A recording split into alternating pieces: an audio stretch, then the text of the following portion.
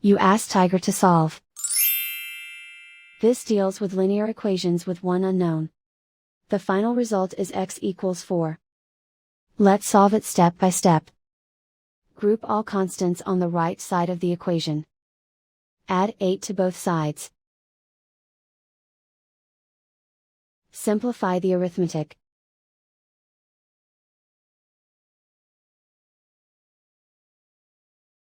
Isolate the x. Divide both sides by 5. Simplify the fraction.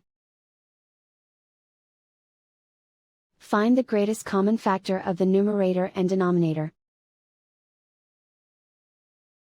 Factor out and cancel the greatest common factor. And so the final result is x equals 4.